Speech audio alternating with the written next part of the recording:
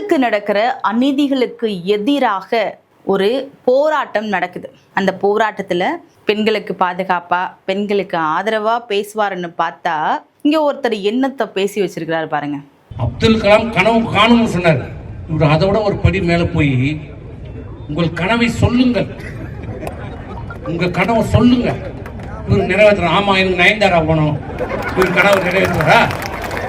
பாத்தீங்களா, எல்லாருக்கும் எல்லாமே இலவசமாக தமிழகத்தில் கொடுத்துட்ருக்காங்க. அதே மாதிரி வீட்டுக்கு ஒரு பொண்டாட்டியை கொடுத்துரு அப்படின்னு பேசி ஏற்கனவே பல சர்ச்சைகளை ஏற்படுத்தினார். இப்போது ஒரு பெண்களை போகப் பொருளாக பார்க்கும் ஆணாதிக்க சமூகத்தில் நம்ம இருக்கிறோம் அப்படிங்கிறது தெளிவாக தெரிகிறது.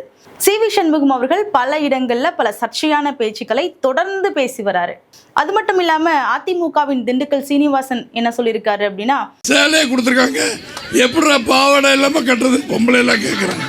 சேலையை கொடுத்துருக்காங்க, எப்படிடா பாவாடை இல்லாமல் கட்டுறதுன்னு பொம்பளை எல்லாம் கேட்குறாங்க.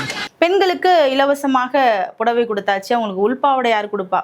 இந்த மாதிரியான அநாகரிகமான பேச்சுக்களை பொதுவெளியில் தவிர்த்து கொள்வதுதான் இவங்களுக்கு நல்லது அப்படின்னு பலரும் தங்களது கருத்துக்களை சொல்லி வராங்க.